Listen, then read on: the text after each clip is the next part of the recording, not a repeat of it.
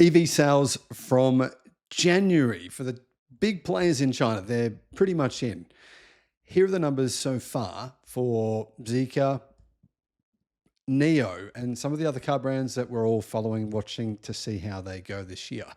Hello, my friends. Welcome to the channel. I'm Sam Evans. You're watching the Electric Viking. Great to have you with us. Thank you for supporting the channel. I really do appreciate it. And let's get straight to it. Xiaomi says that they have delivered more than 20,000 units. Bizarrely, somehow Xiaomi can get away with not doing an official numbers report, but they say for the last 4 months in a row, they've delivered more than 20,000. In other words, they haven't had the January blues like every car maker does in China. November, December, amazing. All of a sudden, January, China's car market crashes. It's the same every year, has been like this for decades. So amazing numbers from Xiaomi.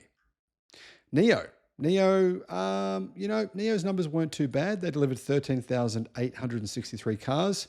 That's, of course, logically down 55% from December. But the important number is it's up 38% year over year. So that's 38% more cars than they delivered in January of 2024. So good result for NIO. However, if we look at it in terms of NIO branded vehicles, not Onvo, their new brand, their NIO sales were actually down by 21%.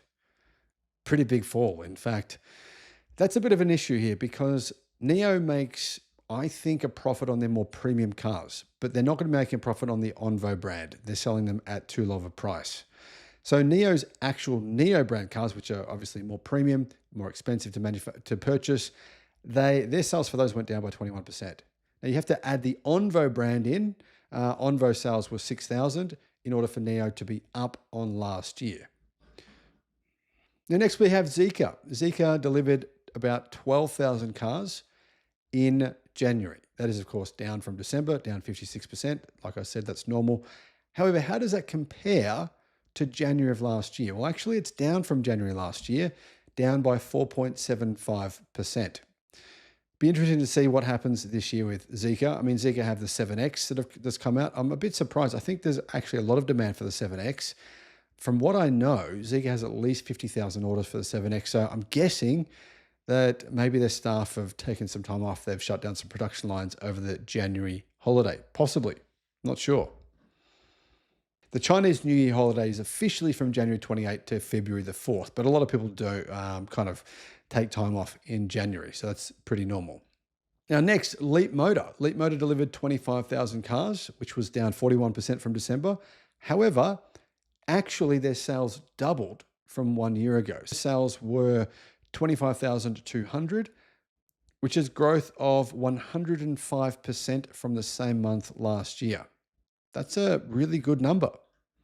Leapmotor is aiming to deliver 500,000 vehicles this year. And currently they are technically the fastest growing automaker in the world in terms of a specific individual brand. So kudos to Leapmotor, they're doing incredibly well. Now the big shock here for me was Xpeng. I don't know what the hell's going on at Xpeng, but I mean, holy smokes. Phenomenal result from Xpeng. I mean, shocking result. Basically, January didn't have any effect on them. I've never seen this before. Honestly, I've never seen this before from any car manufacturer where January made almost no difference to their deliveries. I mean, it made a tiny, tiny difference, I guess you could say. Anyhow, Xpeng, 268% increase in sales in January versus January last year. 268%. So Xpeng is clearly, clearly they still have a lot of pre-orders for the P7 Plus and the Mona for good reason. Both cars are incredible value for money. And Xpeng have just, what a turnaround. I mean, look at this rise. Look at this remarkable rise. We're starting at like probably August, September, really September of last year. And since then, the company is just a different company. These numbers are insane.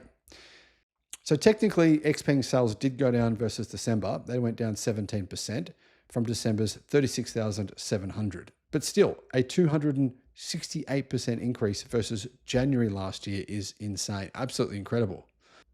That gets me to Li Auto. Li Auto sales, they fell by quite a lot. In fact, they were down 48.9% versus December. But more importantly, versus January of last year, sales were down, which is a bit of a concern, down by 4%. So Li Auto delivered a total of 29,927 vehicles in January. But in January of last year, they delivered 31,165 vehicles. That does point to me to say maybe they don't have the same amount of pre-orders that other companies do, Leapmotor and Xpeng in particular, and they will have to work hard to make sure their sales grow from here on in. I have to say a little surprised at Li Auto.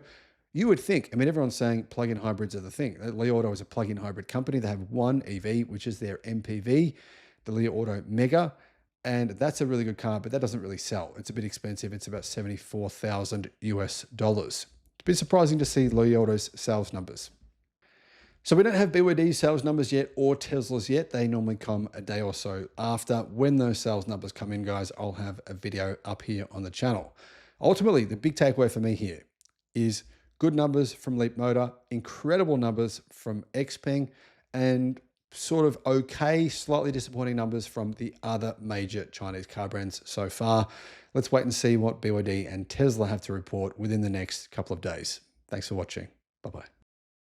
7 major Chinese automakers sold between 35 to 100% more cars in 2024 than they did in 2023. The global automotive industry did not get bigger.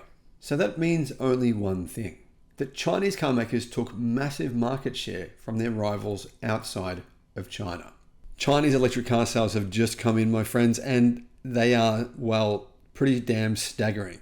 As a result of these record EV sales from Chinese car companies, China actually sold 42% of the world's cars in November. In December, that number was probably even higher. BYD, Zeekr, Xpeng, NIO, Leapmotor, all of them, Xiaomi, all of them broke car sales records for their companies. Here are the numbers, and here's what it actually means. Hello, my friends. Welcome to the channel. I'm Sam Evans. You're watching the Electric Viking. It's great to have you with us. Welcome to all the new subscribers. Great to have you too. And guys, if you're charging your EV using electricity from the grid, I suggest not doing that, because solar systems on average give you a payback around $50,000 US in America, and it's around 70,000 Australian dollars here in Australia. So it's a no-brainer. I use a solar system installed from Resync Solar. I'll put a link in the description below. By the way, I don't get any profit out of getting you guys to buy a system from them. I just recommend them because I use them and they were great. BYD has now sold just under 4.3 million cars this year, just under 4.3 million, which is insane considering 4 years ago they sold 400,000. That's crazy numbers, right? Well, the numbers for December, BYD's December sales were, to be honest, probably not quite what I expect them to be.